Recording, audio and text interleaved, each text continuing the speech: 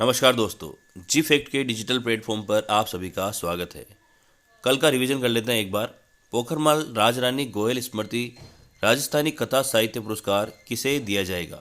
तो आंसर होगा इसका डॉक्टर मदन सैनी और डॉक्टर प्रेमलता सोनी को ये जो है पुरस्कार प्रदान किया जाएगा। अगर बात करें डॉक्टर मदन सैनी की रचना का नाम आपको याद रखना है। इनकी रचना का नाम है आपको आस औलाद, ठीक है ना। इनकी रचना का नाम क्या है? आस औलाद, ये इनकी रचना का नाम है। इसके लिए इनको पुरस्कृत किया जाएगा, ये आपको ध्यान रखना है, ठीक है ना। साथ ही याद रखना है कि मदन सैनी का संबंध कहाँ से आता है? तो श्री डूंगरगढ़ से इनका संबंध आता है, ये अभी आपको यहाँ पे ध्यान रखना है, ठीक है ना। श्री डूंगरगढ़ से इनका संबंध आता है, ये आपको यहाँ पे ध्यान रखना है। अगर बात करें प्रेमलता सोनी की, तो इनकी जो रचना है उनका नाम है रावलखंडी, ठीक है ना। इनकी रचना का नाम क्या है? तो रावलखंडी इसकी रचना का नाम है। और अगर बात करें इनका संबंध कहाँ से आता है, तो इनका संबंध आता है जयपुर जिले से। तो ये दोनों चीज़ें आपको यहाँ पे ध्यान रखनी है, ठीक है ना। बढ़ते हैं नेक्स्ट क्वेश्चन की तरफ। श्रीलंका में आयोजित होने वाली राष्ट्रीय स्काउट गाइड जमूरी में राजस्थान से कितने सदस्य भाग लेंगे? तो आंसर होगा इसका राजस्थान से जो है अगर बात करें 52 सदस्य यहाँ पे भाग लेने वाले हैं, ये आपको ध्यान रखना। इसमें से अगर बात करें पाली जिले से, तो पाली जिले से जो है 27 लोग तो यहाँ से केवल पाली जिले से यहाँ पे भाग लेने वाले हैं, ये आपको ध्यान रखना है। और राजस्थान से कुल मिलाकर कितने भाग लेंगे? तो 52 लोग यहाँ पे भाग लेने वाले। अगर बात करें इस जमूरी का आयोजन जो है श्रीलंका में कब से कब तक किया जाएगा, तो 20 से लेकर 26 जनवरी तक इसका आयोजन किया जाएगा, ये भी आपको यहाँ पे ध्यान रखना है। अगले क्वेश्चन की तरफ बढ़ते हैं हम लोग। राजस्थान धरोहर संरक्षण प्राधिकरण का अध्यक्ष किसे बनाया गया है? आंसर होगा इसका ओकार सिंह लखावत को जो है रखना राजस्थान धरोहर संरक्षण प्राधिकरण का अध्यक्ष बनाया गया है। अगर बात करें भाई ये जो अगर अपना पदभार अगर जो है ये दूसरी बार संभाल रहे हैं, कौन सी बार संभाल रहे हैं? तो ये दूसरी बार ये पदभार संभाल रहे हैं। इससे पहले अगर बात करें तो वसुंधरा राजे सरकार के अंदर भी जो है इन्होंने इस पदभार को संभाला था राजस्थान धरोहर संरक्षण प्राधिकरण के अध्यक्ष के तौर पर। तो ये भी आपको यहाँ पे थोड़ा सा ध्यान रखना है। अगला है हमारा 38वीं सब जूनियर नेशनल हैंडबॉल चैंपियनशिप का आयोजन कहाँ किया जा रहा है? तो आंसर होगा इसका गंगरार चित्तौड़गढ़ के अंदर इसका आयोजन किया जा रहा है, ये आपको यहाँ पे ध्यान रखना है। अगले क्वेश्चन की तरफ बढ़ते हैं हम लोग। अगला है जयपुर में hall of fame nuclear power gallery के लिए विज्ञान एवं प्रौद्योगिकी विभाग राजस्थान सरकार ने किसके साथ में एमओयू किया है? तो आंसर होगा इसका नेहरू विज्ञान केंद्र मुंबई के साथ में यहाँ पर समझौता किया गया है। मोस्ट इंपॉर्टेंट क्वेश्चन है, आपको ये ध्यान रखना है, ठीक है ना। बढ़ते हैं अगले क्वेश्चन की तरफ। हाल ही में 5वें ब्रेसिका सम्मेलन का आयोजन कहाँ किया गया है? आंसर होगा इसका जयपुर में इसका आयोजन किया गया है, ये आपको ध्यान रखना है। नेक्स्ट क्वेश्चन की तरफ बढ़ते हैं। हाल ही में घोषित बजट के अनुसार राजस्थान के कितने मंदिरों पर सौंदर्यीकरण के लिए 300 करोड़ रुपए खर्च किए जाएंगे? तो आंसर होगा इसका 20 मंदिरों के ऊपर जो है 300 करोड़ रुपए की राशि खर्च की जाएगी। और अगर आपको यह रखना है कि भाई अगर इसके बारे में जानना है कि वो 20 मंदिर कौन से होने वाले हैं, तो आप हमारे चैनल पर जा सकते हैं। बजट वाला एक वीडियो डाल रखा है, उस बजट वाले वीडियो को आप लोग देख सकते हैं। बढ़ते हैं अगले क्वेश्चन की तरफ। अगला क्वेश्चन है हमारा महाराणा प्रताप पर्यटन सर्किट के लिए राजस्थान बजट 2024 में कितने करोड़ रुपए की घोषणा की गई है? आंसर होगा इसका 100 करोड़ रुपए की घोषणा की गई है, ये आपको ध्यान रखना है। अगला है हमारा बजट घोषणा के अनुसार गर्भवती महिलाओं के पहले बच्चे के जन्म पर कितने रुपए की राशि प्रदान की जाएगी? आंसर होगा 6,500 रुपए की राशि प्रदान की जाएगी। अगर बात करें ये राशि कौन सी थी, पहले कितनी थी? तो प्रधानमंत्री मातृत्व योजना के तहत जो 5,000 रुपये राशि प्रदान की जाती थी, अब कितनी की जाएगी? तो 6,500 रुपये प्रदान की जाएगी, ये आपको ध्यान रखना है।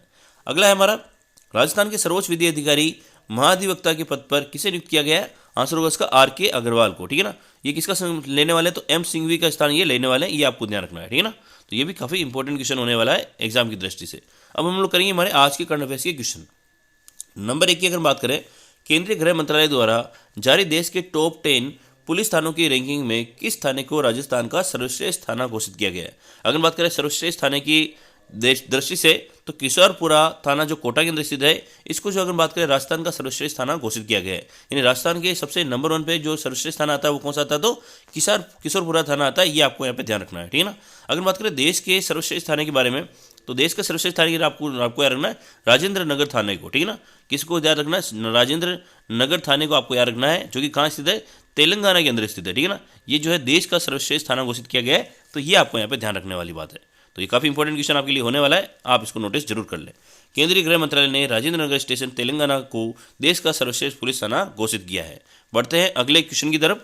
अगला है हमारा राजस्थान स्वास्थ्य निदेशालय द्वारा जारी पहली हॉस्पिटल स्वच्छता रैंकिंग में किस सामुदायिक स्वास्थ्य केंद्र ने राज्य में पहला स्थान प्राप्त किया है? तो आंसर होगा इसका सामुदायिक स्वास्थ्य केंद्र देसूरी ने यहाँ पे रखना पहला स्थान यहाँ पे प्राप्त किया है, ये आपको यहाँ पे ध्यान रखना है। अगर बात करें अभी दूसरा स्थान किसने प्राप्त किया है, तो खोट खावदा जयपुर ने जो है इसमें दूसरा स्थान प्राप्त किया है, ये आपको ध्यान रखना है। अगर बात करें तीसरा स्थान किसने प्राप्त किया है, तो जाखल झुंझुनू ने जो है तीसरा स्थान प्राप्त किया है, ये आपको ध्यान रखना है।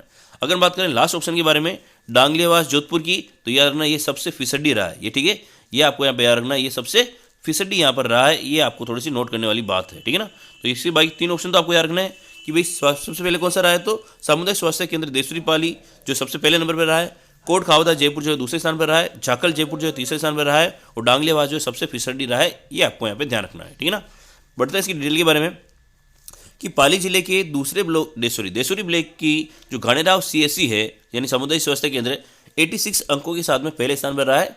स्वास्थ्य निदेशालय की ओर से जारी रैंकिंग में जयपुर की कोट खावदा दूसरे स्थान पर और झुंझुनू की झाकल सीएससी ने तीसरा स्थान प्राप्त किया है। जोधपुर के मंडोर ब्लॉक की डांगलेवास सीएससी ने 6 अंकों के साथ में सबसे फिसड्डी रही है, तो ये भी आपको यहाँ पे ध्यान रखना है।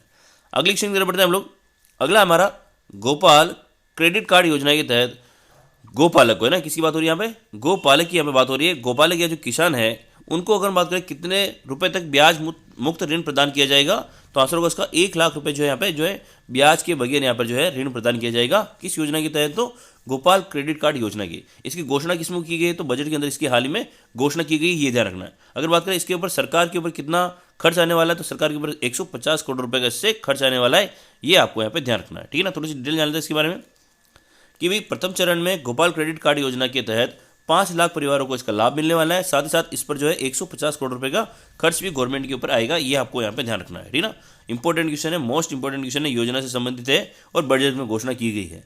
अगला है राजकीय विद्यालयों में अध्ययन करने वाली कक्षा 1 से लेकर 8वीं तक के विद्यार्थियों को आगामी वर्ष में कितने रुपए की आर्थिक सहायता प्रदान की जाएगी। ये भी मोस्ट इंपॉर्टेंट क्वेश्चन है, आपको ध्यान रखना है। 1000 रुपये की आर्थिक सहायता यहाँ पे प्रदान की जाएगी। अगर बात करें किसकी बात हो रही है, तो कक्षा 1 से लेकर 8 तक, ठीक है ना।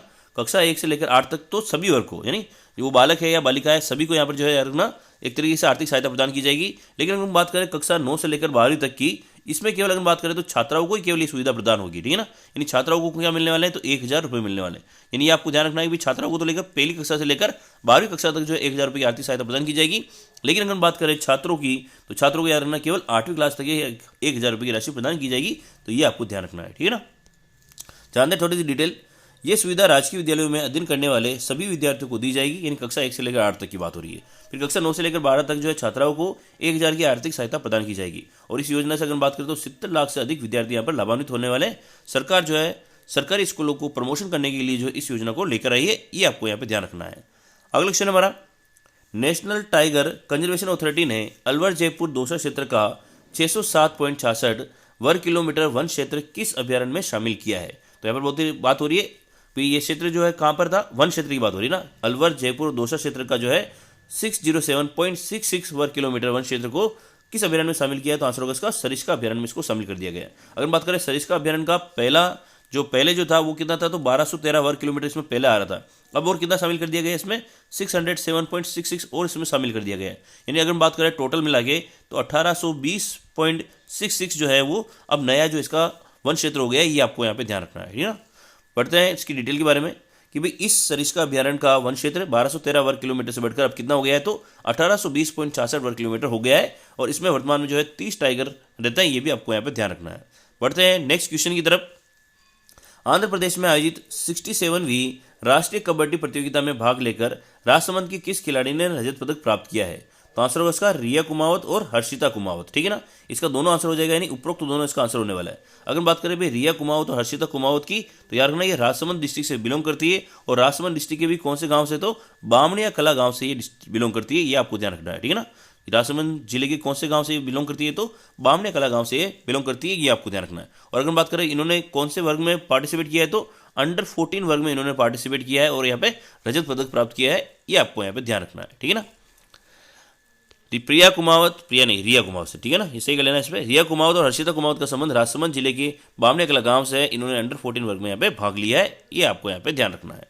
अगला है हमारा, राजस्थान के कृषि मंत्री किरोड़ीलाल मीणा ने मेरी पॉलिसी मेरे हाथ अभियान की शुरुआत कब की थी, तो आंसर होगा इसका 2 फरवरी 2024 को इस अभियान की शुरुआत की गई थी। अगर बात करें भाई मेरी पॉलिसी मेरे हाथ अभियान क्या है, तो इसके बारे में चर्चा करते हैं कि भाई आपको पता है कि बहुत बार क्या होता है, किसानों को जो है फसलों का नुकसान हो जाता है, और लेकिन उन्होंने अगर प्रधानमंत्री फसल बीमा योजना के तहत अगर बीमा करवा रखा है, उसके बावजूद भी उनको उचित जानकारी नहीं होने के अभाव में उस बीमा राशि का जो है फायदा नहीं उठा पाते हैं ना। इसकी वजह से जो है किरोड़ीलाल मीणा ने जो है मेरी पॉलिसी मेरे हाथ अभियान की शुरुआत की है, जो कि कब से शुरू की गई, तो 2 फरवरी 2024 से शुरू की गई है। जानते हैं इसके डिटेल के बारे में। तो राजस्थान कृषि विभाग ने किसानों की भलाई के लिए मेरी पॉलिसी मेरे हाथ अभियान शुरुआत की है। इस अभियान के तहत किसान की फसल खराब होने पर प्रधानमंत्री फसल बीमा योजना के तहत मुआवजा दिलवाया जाएगा।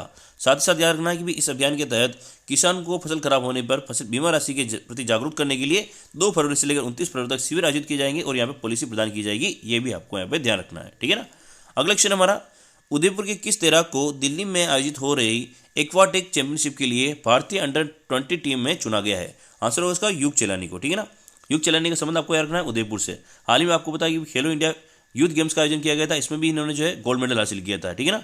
और अगर बात करें, ये 3 बार जो है लगातार नेशनल चैंपियन रह चुके हैं, 3 बार लगातार नेशनल चैंपियन रह चुके हैं। राजस्थान के एकमात्र ऐसे तैराक हैं जो लगातार जो है 3 बार नेशनल चैंपियन रह चुके हैं। साथ ही साथ अगर बात करें, पिछले वीडियो में भी हमने इसमें चर्चा की थी कि फिलीपींस के अंदर जो एक प्रतियोगिता दी जाएगी एज ग्रुप चैंपियनशिप के बारे में, उसमें भी जो है युग चैलेंज जो है भारतीय टीम में चुने गए हैं। तो ये काफ़ी इंपॉर्टेंट क्वेश्चन होने वाला है आपके एग्जाम की दृष्टि से, ठीक है ना। युग चैलानी राजस्थान के एकमात्र तैराक जो लगातार 3 बार नेशनल चैंपियन बने हैं। फिलीपींस में होने वाली 11वीं एशियन एज ग्रुप चैंपियनशिप के लिए भी भारतीय टीम में युग चैलानी को चुना गया है। तो ये भी आपको यहाँ पे थोड़ा सा ध्यान रखना है।